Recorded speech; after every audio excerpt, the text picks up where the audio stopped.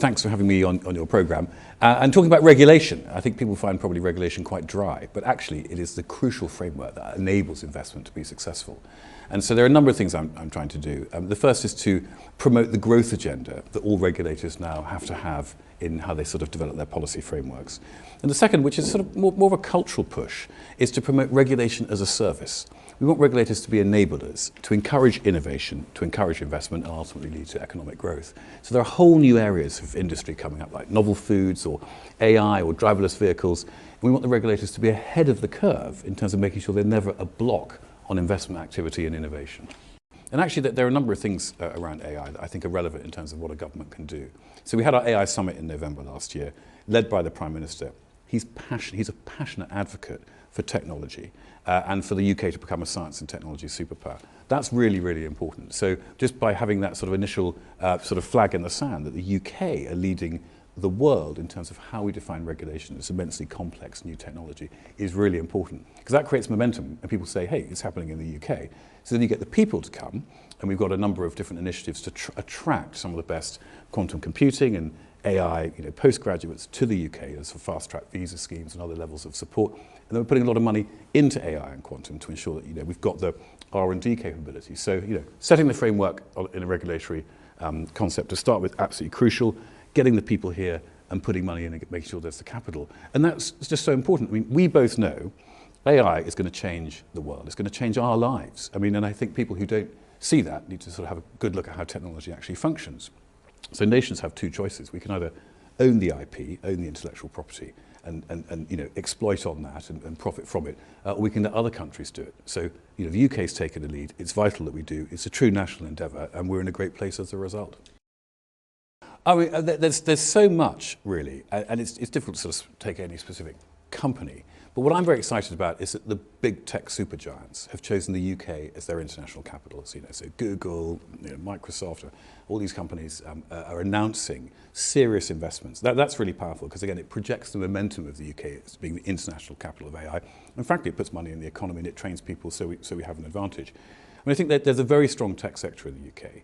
I think we have 150 unicorns or whatever it is, which is, I think many of the European countries combined can't equal that total.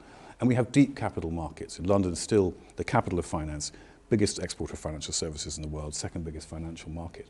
And then you combine that with the universities. We've got 4 of the top 10 universities in the world, which I would say, if you round it up, means half of the top universities in the world are in the UK. Gives us an enormous advantage because we've got the people, capital and ideas all focused on the UK. And then we have good frameworks. And this goes back to the regulatory discussion we touched on. It's not just about AI, which of course is a hot topic. It's actually how you have frameworks around labour flexibility or taxation or the legal structure. And a great benefit for us is that our legal system is exported to the Gulf. So if you go to the UAE and Dubai, you've got the English legal zone. I think they're looking at similar opportunities in Riyadh as well, which is great for us because if you own the framework of how people do business, clearly that gives you a natural advantage. So there's a whole range of reasons why the UK is very attractive at the moment. Yes, well, this is my job. I mean, as investment minister, is my main focus and role, and that's to go around the world and to attract international capital. And the Gulf region has been my focus. I said slightly glibly, but I think it is true. On day one, what are your priorities in terms of regions? The Gulf, the Gulf, the Gulf. And the reason is you've got huge pools of capital there that are liquid. So you've still got enormous industrial relationships around the rest of the world, Japan, the US, and Europe, and the rest of Asia, and so on. But the capital pools, the sovereign wealth funds, like PIF or Mubadala or the KIO, they're just enormous. And as a result of which, to attract them into the UK, to get that capital injection that we need is an absolute priority of mine. And it's been very exciting. The relationships are deep. They go back 150 years. Huge numbers of residents in the Gulf have been to school or university here, so the cultural ties are similar to the sort of defence and geostrategic ties and sort of deep political ties. But I say it's been very exciting, so they've been investing in our football teams. And that's a great thing, by the way. They put a lot of money into the teams. And then also, I'm delighted to see concomitant investments around the football stadiums in terms of housing, and then investments in the university spin-outs in the regions around where the Man City is or Newcastle or whatever. So the relationship between us and these Gulf countries, I think, has never been better, and it's never been more important when it comes to our own investment vision and I'm here, truly. You know, they say I'm from the government and I'm here to help are the 9 most terrifying words in the English language. Well, I am from the government and I am here to help. Yes. So the whole Vision 2030 is very exciting. I mean, when I think about Saudi Arabia, I'm really energized because there's just such an incredible vision about the transformation of the country. You know, you're really throwing your cap over the wall and following it, because some of this stuff is pretty far out. You know, the line is a mind-boggling concept and just so exciting to think of these great grand plans. And so the UK really wants to be part of the whole sort of NEOM Vision 2030 plan. 2 weeks' time, we're taking, I think, 500 business people. We're flying over British businesses of all different types, so not just the big businesses, but small businesses, startups, you know, tech companies and app companies and so on from the UK, entrepreneurs and established businesses, to Riyadh to celebrate 2 days in our Great Futures event. And that's going to be a wonderful showcase of British business and opportunity, but also a showcase of what Saudi Arabia has to offer for so many of our companies here. And if I think, you know, where's the growth in the world? It's unquestionably Saudi. And I, you know, if I'm asked to speak to myself 30 years ago when I just left university, you know, in those days I went to Hong Kong. That was the, sort of the trend, you know, the movement of people was out to Asia from places like London and the UK. I would say unquestionably, you know, if you are a graduate now coming out of a UK university with a good skill set, you know, go to Saudi Arabia and seek your fortune. So, you know, it's more than just, you know, big business, government to government. This is about people, and it's enormously exciting.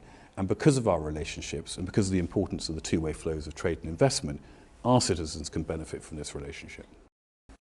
I mean, that's a great question. That's quite a specific question. UKEF is a really valuable tool of the government. It's probably the least sort of well-known great thing that the government does, in the sense that it's not something that comes up in conversation a lot, but it's really important.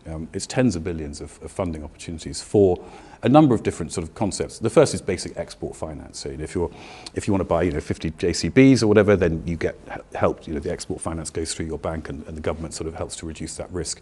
It also does other, you know, does other forms of lending too. So if you're trying to build an export-related business in the UK, then you can get support potentially from UKF. So the relationship with Saudi is important. There's a good chunk of money earmarked. It's sort of earmarked region by region, and it's unquestionably a huge opportunity for all our businesses. And I say all because traditionally we think of sort of exports being, you know, diggers, which it is, but it's also services.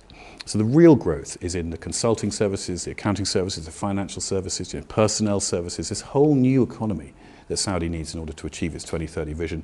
And do you know the country that's providing all that? It's the UK. Yes. Well, I've always caveat this. Trade negotiations are very sensitive, complex, and rightly they're controlled by the negotiators and my Secretary of State, and I'm not involved in them.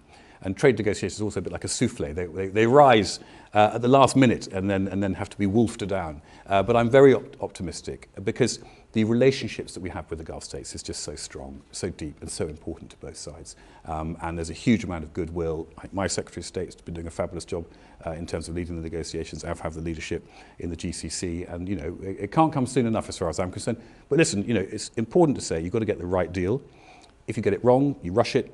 People are unhappy. It gives, you know, then it doesn't work. It causes other issues. So, you know, get to the final point. Take the time to make sure it's right. Close it up. But the goodwill is absolutely there on all sides, and I'm really excited about it. Yes, where do you it's see crucial. I mean, as I said at the beginning of this, you know, very, very enjoyable and thoughtful discussion, the Gulf for me is the centre of global investment opportunity in terms of sort of direct cash pools and sovereign wealth fund opportunities. And we've really tried to capitalise on that by signing agreements with some of these big sovereign wealth funds. So, you know, Mubadala or the KIO or Mumtalakat in Bahrain, and working, you know, with great organisations like the PIF. So working with them to showcase the opportunities, by the way, across the UK, and we're booming in areas such as offshore wind, you know, hydrogen, sustainable aviation fuel, then you've got the tech sector that's doing extremely well, and advanced manufacturing. You know, when I started this job 2 years ago, we didn't have an advanced manufacturing sector in EVs, for example, and now we do. So we've made huge progress by partnering government money with great international businesses and international capital. So, you know, there's no one area of complete focus because every day, you know, throws up new opportunities. But if I was to say, you know, where do I want to continue in the term of office that I've got left before the next general election, is to go to the Gulf regularly. And I'm very excited about celebrating the Great Futures event in Riyadh in a few weeks' time. This is more than just a round table or a trade mission. You know, the UK government has invested a lot of time and effort in making sure this is a really successful event to partner more closely with our colleagues and friends in Saudi Arabia. This is a big commitment for us. And it's a huge effort also on the Saudi side, who are just making us feel very welcome. And I hope I can encourage more of them to come and invest in the UK at the same event. It's absolutely crucial because I think you need to have deep liquid markets, and there's a momentum that comes from liquidity itself. So the deeper you are, the deeper you become. It's not like a cake where you can sort of divide it up in a physicality. And I also want people to continue to see London as, which is what it is, the international financial capital of the world. You know, the biggest exporter of financial services in the world, second biggest financial market in the world in general. So yeah, really important. And what can we do? We can do a couple of things. Some are sort of structural and specific, which is making sure that our listing rules, making sure that our financial services regulation is conducive to the new types of company that we want to attract. Now, the UK has traditionally been very strong with sort of good quality, solid dividend-paying, global companies. The new company, doesn't pay dividends, probably got a big debt pile or debt requirements, and a short track record. So how do we reconcile our rightly conservative approach with the new economy? So thinking about that's really important. The second thing is to make sure that the domestic savings market is well pointed to investing domestically. And when I started work in 1995, I think 45 or 50% of all UK savings was directed towards the UK stock market. Now it's 3%. I mean, that's amazing. Even if you took an MSCI World Index, I think the UK is at 7-8%. So there's something wrong there. Something's happened. So how do we correct that? So we've got a lot of commitment from the big financial services institutions, from the Mansion House Compact, to put more money into the domestic economy. We're looking very closely at regulatory structures such as MiFID, which some of your viewers may know and roll their eyes at, but that had huge unintended consequences in terms of withdrawing research from small cap market. And just generally trying to tweak the culture so that we are more open to managed risk. And I lived through the crisis in 2008-9. I think quite a few stable doors were bolted as a result, and we now need to open them a little bit and let some managed risk come back into the market. Because without that, if you try and reduce risk to zero, you actually get very bad unintended consequences. You get misallocation of capital and obviously reductions of returns. So we need to move the dial back a bit in a sensible way, allow people to take risk, understand that not everything works. There will be failures, but on the whole there'll be successes. And that gets the blood flowing, but allows you to have the investment into the innovation and the infrastructure that we need.